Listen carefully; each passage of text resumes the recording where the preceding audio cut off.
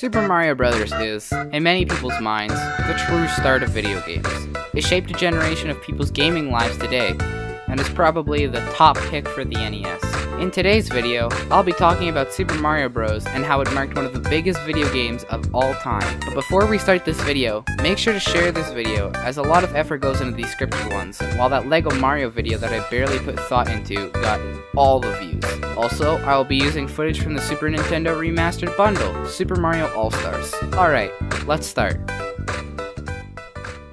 When video games were released widely and got more attention, people exploded on the concept of a TV show that you could control. The newfound hobby of many led to game demand, critics, and company bankruptcy. Sure, you had your Donkey Kongs, Galagas, Pac-Mans, and Dig Dugs, but people needed more to play. Unfortunately, the third-party companies just had to ruin it by pumping out some of the worst garbage you've ever witnessed. Eventually, video games would be recognized as a fad and would start to die out in 1983. Video games were a concept of the past, that is, until the legendary console to end all consoles, or rather, begin all consoles, would release. The Nintendo Entertainment System, commonly referred to as the NES, would be available for purchase in North America on October 18th. Now you could play all those games you would have to walk to the arcade to play inside your home. There were even brand new games for the NES. Speaking of which, guess who got their September 13 release? With Super Mario Bros., massive critical success was imminent as this game started side-scrolling platformers. You play as the Italian plumber known as Mario, who is on a quest to save Princess Toadstool of the Mushroom Kingdom. Princess Toadstool was captured by the giant fire-breathing turtle, Bowser, also known as King Koopa. Bowser has captured all the residents of the Mushroom Kingdom and trapped them inside castles, or used magic to trap them inside bricks. The gameplay is pretty simple. There are 8 worlds with 4 levels each. As this game was the first in the series, it bolsters the grass theme in a lot of levels, which is admittedly pretty lame. You, as Mario, move from the left side of the level to the right. Press A to jump, and B to move faster when walking. Now, the physics engine in Super Mario Bros. Isn't perfect. If Mario isn't running at his full speed, he can't jump as far as when he is running at full speed. Mario is also decently heavy. He doesn't fall like a brick, but he isn't as floaty as in other Mario titles. Turning back on your jump once you've already jumped is still kind of not great. You can turn back on your jump, but you barely gain any momentum, and Mario is stuck in the direction he was facing when he jumped. I would recommend just having faith in your jumps, otherwise you'll just end up in a pit. In some instances, you will go underwater for a level. Pressing A will make you swim up a short height, while holding a direction will make you go that way. There is no sprinting, and touching a surface while underwater will make Mario walk a lot slower than usual. When you reach the end of the level, a flagpole will be waiting for you. Jump as high as you can onto the flagpole to net yourself some sweet points. The final level is a castle level, where instead of a flagpole, you fight fake Bowsers who breathe fire at you and jump on you. If you've played this game enough times, there are these secret warp pipes you can access to go to different worlds. Certain warp pipe locations require certain knowledge on how to get to them, so I would recommend exploring a bit in each level. Back to Bowser, he is unlike most enemies, as he can't be stopped on. Instead, you either have to pelt him with enough fireballs from your trusty Fire Flower, or reach the axe that's placed behind Bowser, which will cut the chain holding the bridge off, giving Bowser a 2,200 degree Fahrenheit bath. A small guy with a mushroom head will be standing there thanking you for saving him and informing you that the princess is not yet saved. This character is a Toad, one of the residents of the Mushroom Kingdom. The fake Bowser fight will be replaced with a real Bowser fight at the end of the game, where Bowser will throw many hammers at you, and instead of Toad at the end of the fight, it's the princess, congratulating you on your triumph. Now sure, we have Bowser, but there are a ton of enemies besides him in Super Mario Bros., so we have power-ups to help us get rid of those enemies we can't jump on. Power-ups are also in question mark blocks. The Super Mushroom will turn Mario into Super Mario as he grows taller, as well as having the ability to break bricks and take an extra hit. The Fire Flower will turn Super Mario into Fire Mario, as it can only be accessed in a question mark block when you are Super Mario. It will give Mario the same properties as the Super Mushroom, with the added power to shoot fireballs out of his hands. The Fire Flower is unique from other Mario titles, as taking a hit as Fire Mario will turn Mario into regular Mario instead of Super Mario. The Superstar is a rare power-up to come across. When collected, Mario will be granted invincibility to enemies and obstacles for a short period, as a nice music piece is played in the background. The Superstar will not grant invincibility from death pits and lava, unfortunately. Next is the 1-Up Mushroom. which will give Mario an extra life when collected. They are usually spotted out of the way and in hard to reach places. Besides power-ups, some coins can be found floating in the air and in most question mark blocks. Collecting 100 coins will give you an extra life. Well, that was single player mode.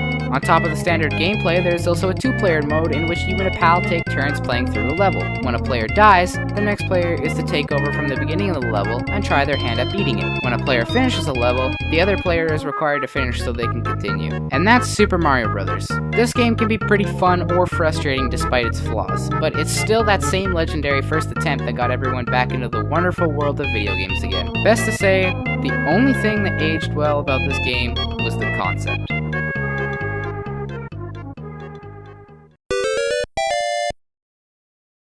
Hey fellows, I'm back. This time, I'm going to talk about Super Mario Bros. 2. No, not the Japanese one. As usual, if you enjoyed this here video, hit the subscribe button plus the bell to stay notified about my videos.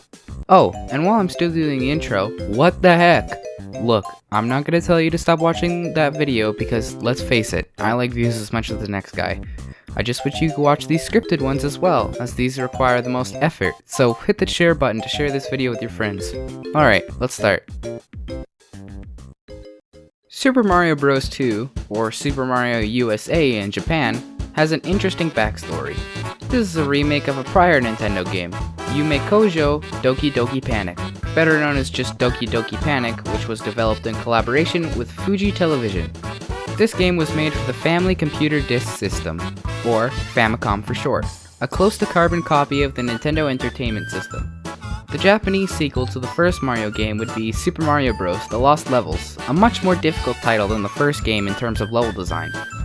Nintendo didn't think that selling this in North America was a wise decision, so they repurposed Doki Doki Panic into the North American Super Mario Bros. 2, which was released on October 9th, 1988. According to the American manual for the game, the story begins with Mario waking from a strange dream, which the dream is the entirety of this game. So while Mario and his friends are out on a picnic, Mario tells them about his dream. But the gang notices a cave with the same setup as in Mario's dream. This is where our game begins.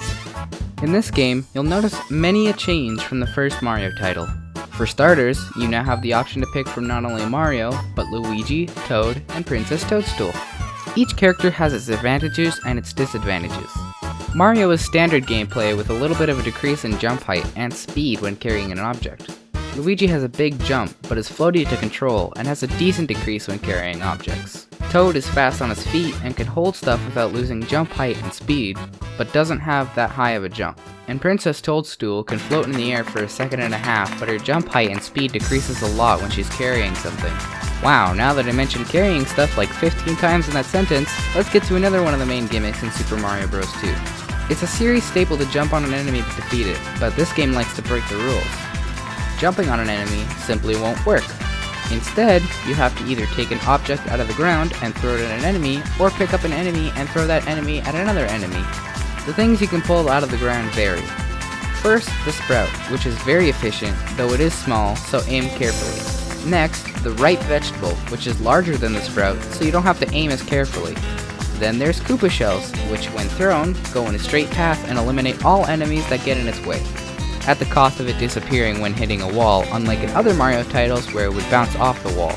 The bomb will flash after a few seconds of being picked up and will blow enemies and certain walls. The mushroom block is mostly used for reaching inaccessible areas by stacking them, but can be used as infinite attacks as this does not go away when hitting an enemy. POW blocks will demolish anything on the screen when it hits the ground. The 1-up mushroom will give you an extra life when picked up. Now this last one is special because the magic potion will spawn a door when it hits the ground. Going through this door will put you in the subspace area, where, in certain areas, a mushroom or warp zone will spawn, as well as any stems you pull out of the ground being coins rather than plants and such. The mushroom will grant you an extra hit point when pulled on, and the coins will be used at the end of the level in a slot machine. The warp zones are cleverly hidden, as they were in Super Mario Bros. There are cherries scattered around the level. When you collect 5 of them, you get a superstar, which, if you've watched my previous video, you'll know what it does. Another thing about this game that's interesting is the bosses. Now instead of fighting Bowser 8 times, you have a variety of different bosses that you can fight. The first is Birdo, who shoots eggs out of their mouth, which you will pick up and throw back at them 3 times to defeat. The 3-hit bosses would be a staple of the Mario series onward. The red variant of Birtle will shoot fireballs, which obviously you can't pick up. But the fireballs are only shot sometimes. The green variant will always shoot fireballs, but there are usually mushroom blocks you can attack with. Next is Mazzer, who will throw bombs at you, which you will need to pick up by either standing under the bomb or picking it up after it lands, ending the attack with a careful bomb placement on the platform he stands on. Fry Guy will fly around the room and shoot fireballs at you while you try to snipe him with the mushroom blocks. On the third hit, he will turn into 4 tiny flames, each of which needs to be extinguished with the mushroom blocks. Triclide will stand still and shoot you with many fireballs while you get him with mushroom blocks. Clawgrip will throw rocks at you, which you will need to throw back at him before they fall in the pit. Be wary, as you can only pick up the ones he throws at a shorter range. Hawkmouth looks exactly like a regular Hawkmouth gate, but this guy flies towards you to hit you, while you hit him with mushroom blocks. The final boss is Wart, who will shoot a row of bubbles at you whilst you grab vegetables from the machine in the middle of the stage and throw them into Wart's mouth when it opens 6 times rather than 3. So now that Wart's been taken care of, let's give a little hindsight and review of our adventure. So this game's controls are equal in quality to Super Mario Bros., but for different reasons. The jumps are really fast, sometimes leaving no time to really predict much. And whether you play as Luigi or not, the game is still pretty slippery, though it is much easier to turn back on a jump. And yes, the story might be pretty lame, but this was a remake of another game, so it was pretty creative taking that into mind. And remember how Super Mario Bros. Had that mediocre 2-player? Well, you can say goodbye to that, as it's completely absent here. Yikes, that's lame as hell. So while this game isn't perfect, it definitely has a valiant attempt at a sequel to Nintendo's main game, and a much greater option than the Lost Levels any day of the week. Like seriously, the Lost Levels had crappy Super Mario Maker level design before Super Mario Maker even existed.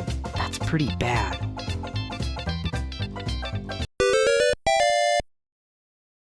Super Mario Bros. 3 is easily the most well-made NES Mario game, hands down, no debating. Why do I say this? Because it's just so blatantly obvious. Mario 1 was great, but it was definitely the most popular NES Mario game rather than the most polished. And Mario 2 was forgotten, never to be thought about again.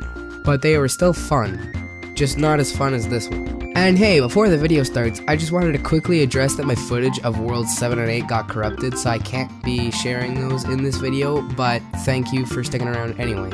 Also, my LEGO Mario video is sitting at 12,000 views right now, so instead of pestering you about watching that video more than these ones, and not realizing it's probably the algorithm, I'm just gonna tease that I may or not make a LEGO Luigi / LEGO Princess Peach video that will be the same thing as the LEGO Mario video. This is if I actually end up getting one of those LEGO sets.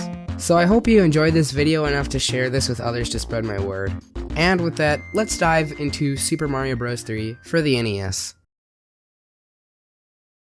We find ourselves at Nintendo HQ, where Miyamoto and his crew are seeing roaring success from the previous Mario games, but he's already been planning for the 3rd title in the series. Miyamoto wants to make a game with completely different, strange, fun, and unique ideas, so that they can stay on top of the video game food chain and gain huge international appeal. He starts off with the idea of making this game in an isometric view? Luckily, they scrapped this idea because they realized how much of an absolute pain jumping would be.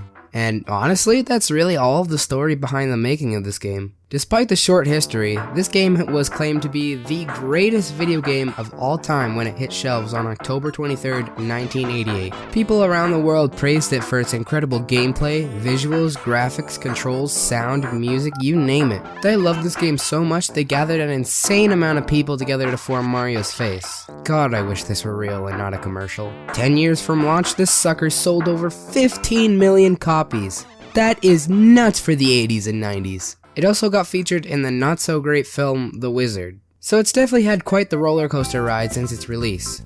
But what makes it so great? Well, to start, everything looks and feels so much better than the first 2 games ever did. At least, it does if you're not playing the All-Stars version like I am. God, this is some of the best sprite work the NES has to offer. Of course, starting up the game kicks us into a world map. This has never been seen in a Mario title and is one of the best additions to the Mario series ever. The world map will have goodies like mushroom houses to get extra lives and power-ups, and enemy fights, which are mostly Hammer Bros. When we start the first level, we're greeted with a much more open and interesting level design than the first 2 games. Now the camera has the ability to follow Mario pretty much anywhere. It gives a dump truck of opportunity for much more unique level design, and I am all here for it. Mario also moves very fluidly, albeit a little less slippery than Super Mario World. But that's all the merrier because personally, I prefer how this game controls. I feel like the only time my jumps aren't landing when they're supposed to is when I'm being an idiot and not looking at Mario himself. Okay, so we're in the game, and after we grab our first mushroom and stomp on a Koopa, we can pick up that Koopa shell that we would normally just kick. Throwing that Koopa shell at this question block will surely reveal something interesting, right? What the? A leaf? The hell am I supposed to do with this? I'm a furry. Great, okay, well maybe if I run with this thing it'll do something. Oh my god, I'm flying! Thank you, Nintendo! So we have the Super Leaf, which will turn us into Raccoon Mario. As you already saw, we can fly with it, and we can use it to whack enemies with our tail, and wow, I don't like this ability. It whacks way too slow for me not to get hit trying to hit something. Whatever. Let's move on to the next power-up. Next is the Frog Suit, which makes walking super awkward and slow, but swimming is 10 million times better since you can swim in 4 directions instead of just up and down. Next is the Tanuki Suit, which is the Super Leaf, but by pressing down and B at the same time, you can turn into a statue and will be immune to enemies for a very short period. Then we have the Hammer Suit, which can allow Mario to throw hammers, as it's an arc and it is extremely imprecise. There are some power-ups for the world map, but they're very minuscule, so if you want to see what they do, search it up or play the game. One world map power-up I will mention though is the Warp Whistle. It is found in the first 2 worlds and will transport Mario to a warp island with different pipes depending on where you are in the game. Pro tip, if you already use the Warp Whistle and have another on the warp island, use the second one to transport yourself all the way to World 8. If you're beating the game without a Warp Whistle, you'll find that each world has its own unique themes, and each of them with 1 or more castles with the mid-boss Boom Boom and a big castle. This is where you'll find out that the king of that world has been transformed by one of Bowser's 7 Koopalings. Now you need to go atop the Koopalings' airship to beat them and get their magic wand to turn the kings back to normal. Each Koopaling has a slightly different attack pattern from the last, but they generally will chase after you from whatever side of them you're on. Of course, when you reach World 8, you'll fight Bowser in his castle. His fight is simple. Stand in one place so Bowser goes for a butt slam which will break the bricks, and eventually he'll fall into the pit. I'm kind of confused about this game. I don't really know where to put it in the category of whether this is good or not my favorite. Things like the controls, sound, visual, graphics, and music, god the music, are a big A+ for me, but then we have some of the strangest level designs I've ever seen. For example, Big Bass, who can eat you in one fell swoop, 7-7, where you run on munchers with a superstar similar to a Kaizo ROM hack, 5-9, oh lord, 5-9 is atrocious. It's a vertical and horizontal auto-scroller in the sky, and there was no way I was playing that level without a P-Wing. Also, these new power-ups besides the Super Leaf and Tanuki Suit are just straight up bad. The Frog Suit is actually the worst thing in the world to deal with on land, and most water levels in this game have at least some form of land. The Hammer Suit is basically useless because you have to stop and wait for 8 bajillion years before your hammer actually hits its target. Oh, and did I mention the hammer gets thrown farther if you're sprinting? So have fun trying to actually line up the damn thing. Honestly, if we combined Super Mario Bros. 3 and Super Mario World, we would have the best 2D Mario game.